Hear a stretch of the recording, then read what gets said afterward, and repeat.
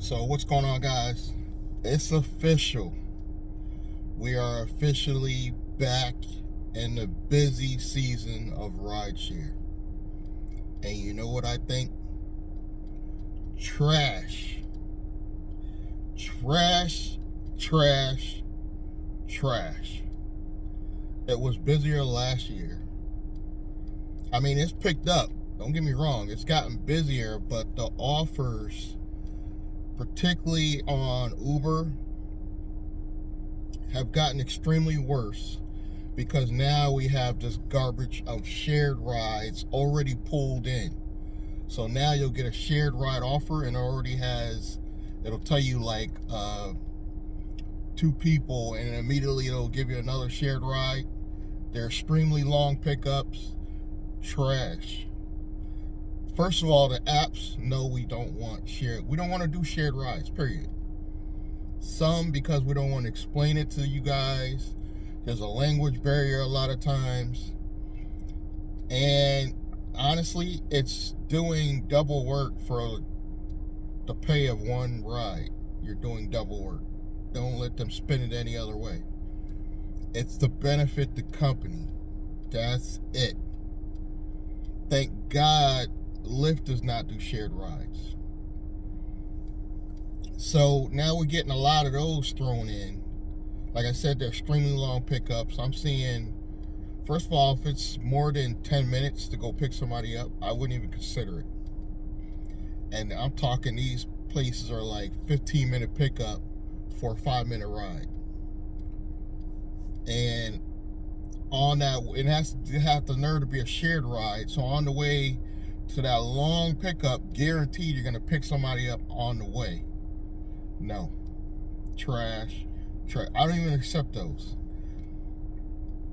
I think the minimum ride on Uber, if I'm not mistaken, in Connecticut, I think it's $3.95. Could be a little bit smaller. Let me know in the comments. I think it's $3.95. I will not even entertain a offer for $3.95. I don't care how short it is. And I'm gonna tell you why. I know from experience that a regular person will pay you easily $10 for a ride in town, even if it's only 5 minutes up the street. Why would I take $3.95? Why? And granted, they're under the table, illegal, but times are rough. You gotta do what you gotta do. I'm trying to encourage everybody to want to go private this year. Want to take their company private, but realistically, not everybody's gonna have the money for the setup, because to go private the right way, you're gonna have to have your own LLC, which includes business address. This is if you want to do it the right way. Business address, business phone number, and because you need all this if you want to start generating credit for the business side, for one, and for them to look at it like legit. Obviously, business bank account. There's a lot of setup involved. It's not necessarily that's overly expensive. What becomes expensive is when you go get the insurance. You got to get the commercial. There's going to be licenses involved on every step, whether you just want to be taxi delivery, or you want to be courier, or you want to be non-emergency medical transportation. There's different licenses involved with going private that are going to be costly. Not impossible, but costly. So in the meantime, you got to make more money to even get to that level, you know. And then a lot of people out here want to sell overcharged courses on the setup. I'm not saying the rideshare professor, because his is reasonable. I think he's charging like $69.99 or something like that. So that's reasonable. But there's people charging a couple $100 just to show you how to go private. I won't be one of those on this journey, just so you guys know. I'm working on something that I'm going to start for free. I'm not sure if it's going to be video based or a newsletter. I'm still dabbling with which one. You guys can chime in the comments. Let me know which one you prefer. The newsletter could have visuals as well, so that's something to consider. Something is to build my list, but it doesn't have to necessarily make money. Later, I want to charge a subscription fee, maybe no higher than $9.97 a month, just to support the channel. But that's what I'm working on the journey of becoming private, because I already know how to do the turnover. I already know how to do the business structure. I've set up LLCs, companies. I have a company now, but it's digital, it's online based. So I know the business setup is just really getting the money together for the expensive part, which is probably the insurance, and that's probably the most costly, let's be honest. Probably the commercial insurance and maybe a couple of the licenses. I only need one to get started, really. I can go under the NAICS code for taxi and delivery. Just get a combination plate to get going, start making money. Because you got to understand, I'm already making the money. I just got to get the money out of my name into the business. That's the only thing I'll be doing different. Technically, I'm self-employed contractor, but it doesn't benefit me in the future to stay that way, if that makes sense. Because I want to get completely private, where I don't have to rely on Uber or Lyft at all. But I know realistically, it's going to take time. It's going to take time. And I had a troll on my channel that for some reason kept coming back, and he has a similar name.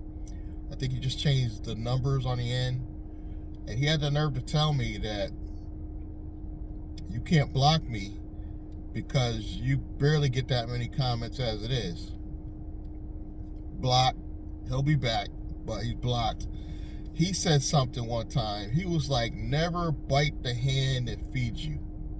Talking about Uber. He was one of those people that pro Uber. Like, don't talk bad about Uber. Why not? What are they gonna do? Deactivate me? That's the worst they could do to me. And honestly, with deactivations, Uber's gotten more lenient, where they're supposedly bringing back everybody they deactivated. I'm sure it's a few exceptions, like people that got legal trouble, but supposedly they're bringing everybody back. Lyft's been doing that for years, guys. Lyft's been bringing back people for years. And going back to this is the busy season, Lyft also, don't let me take Lyft off the hook. They also been sending me trash, but when I put the area filter on, this is a plus. Think about this, Uber. This is why I like Lyft a little bit better. You put that area filter on, I noticed the trash becomes a little bit less. Like, instead of trying to send you to go pick somebody up 15 minutes away for a 5-minute ride, because you're in the area filter that gives you more reasonable trips. The pay ain't necessarily great, but they're more reasonable range trips per dollar. So I'm finding that Lyft become more enjoyable than Uber, I have to say. And the fact they give you 3 of those area filters a day is pretty nice.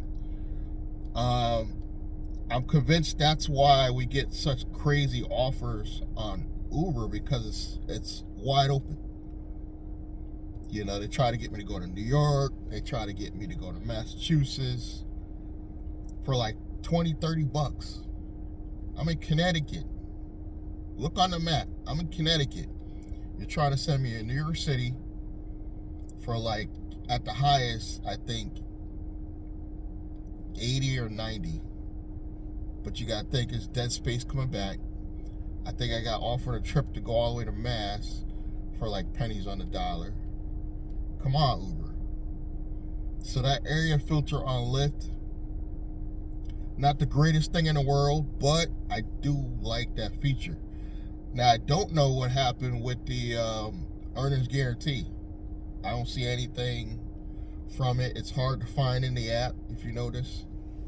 I'm sure you can find it easier online, but on the app, it's really funny how they have it in the app.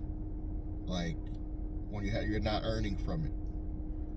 But I'm not crying about it. I'm still able, with all these complaints that I have for both companies, lately, because it's the busy season, I've managed to now go back to the 120 a day within about 5 to 6 hours. But that's cherry picking. If you don't cherry pick, you will be all over Connecticut. You'll make more money, but you'll be all over Connecticut. And if you match up what you made per mile, per minute, you're killing your car. That's the point of cherry picking. You know, make what you want to make, but within a reasonable mileage. I'm killing my car part-time. Part-time. So imagine what some of these people are doing, because Uber's saying you can make more money lately. Yes, if you do everything Uber gives you, throw everything they throw at you. I'm talking about your Uber driver. Let's say you're on every tier. You do food delivery, so you're doing that too. You do pets. You do all these scams that they're pushing on you. You do packages. You will make probably a few $100s a day. You'll make good money. But you'll be broke. Your car will be worn out. You won't have a family. You won't have a girlfriend. You won't see your dog. You won't see your cat. You'll literally be driving to make that money, and you can't sustain that. Now, if you have a plan, like you want to work super hard for that month to do something with the money, I get it. But you cannot live like that or go through cars like that for this little bit of money. This is what we mean. You can make money driving Uber and Lyft. You can. But it's starting to be not worth it if you match up the wear and tear and damage you're doing to your car, because you can eliminate that middleman, make the money faster. I notice when I'm getting close to my quota for the day, the apps start playing games almost. They don't want to give you the shorter rides. It's almost like I feel like that. It could be coincidence, but feels like those last few trips of the day are really, really far. And they're either really, really super short, meaning Lyft will give you a ride for $3. Yes, $3. Or they're really, really long. It's usually not in between. It's almost like the apps know I'm about to go home. Well, they can track you. They see where you're going. But trash this year for a busy season, guess what, guys? That was the good news. Here's the bad news. It's gonna get worse next year. So yes, I agree with the rideshare professor on going private is the only way you're gonna secure future in transportation, because you can build your business credit with a private rideshare business. You know, the first year you might lose a little bit because the setup costs, but guaranteed the following year you'll easily make more money. You could still do Uber and Lyft, because that's where you're going to get the customers from. My landlord asked me that. He was like, well, how do you get private rides? I was like, you simple steal them from the apps. And he was like, oh my God, I didn't. It was like amazing to him, you know. And it's not hard or complicated. a lot of these rideshare YouTubers, they make it seem like they only have the special sauce on how to convert these people. These people, it's easy to convert because they're paying so much money. I don't have to be a good salesperson. I don't. I simply say, well, how much are you paying every day? Oh my God, I'm paying $40, $50. Oh man, I could do that same trip for only $30.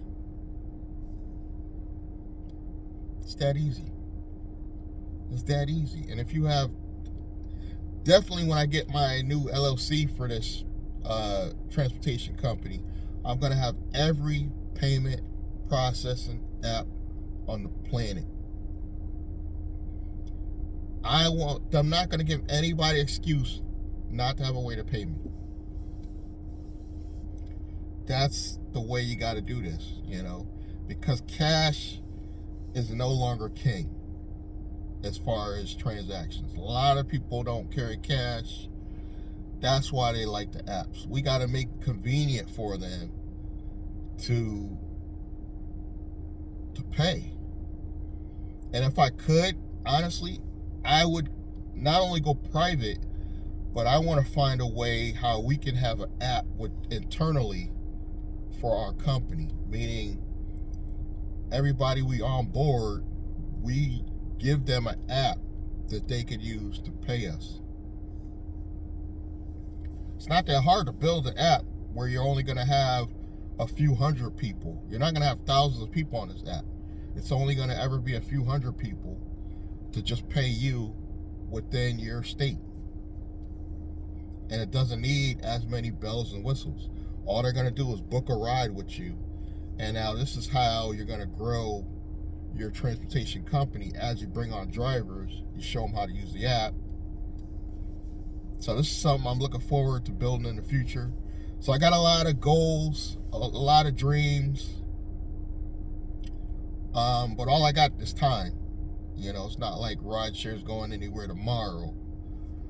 And I do sell some affiliate offers by way of my other channels.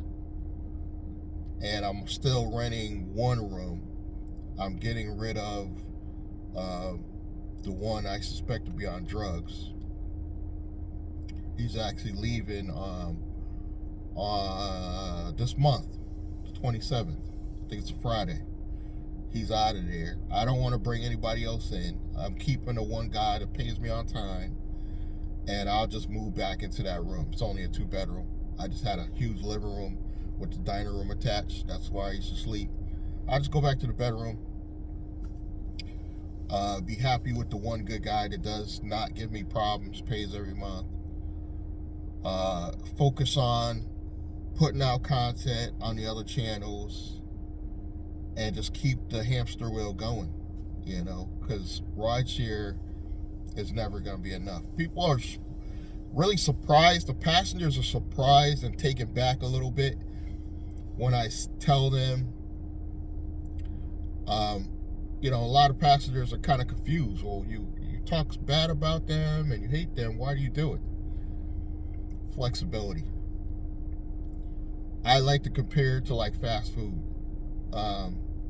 You could work fast food restaurant and get paid that money and have to ask to go to the bathroom, ask to take a vacation, call out sick, or you can do rideshare, where literally I can make after expenses. Before expenses, I would make more than the average fast food worker.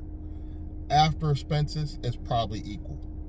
But I have one thing they don't have, flexibility, and I could do other things. I have more control over my time. Right now, I'm sitting here wasting time shooting a video where if you worked at that fast food restaurant, you got to rush to work. And I'm probably going to be the one to bring you. That's the difference. But truly, it's not like rideshare is the problem. There's money to be made in transportation. You got non-emergency medical transportation. That's where you're professional. And I could have helped that guy in the video I talk about, the Lyft passenger, that I didn't want to help bring in. for liability reasons, because he was all banged up and bruised from falling down in front of his house. I picked him up from the hospital. For liability reasons, I didn't want to bring him in. But if I was trained and being paid the right way, had the right training, I would take the liability because I'm getting paid.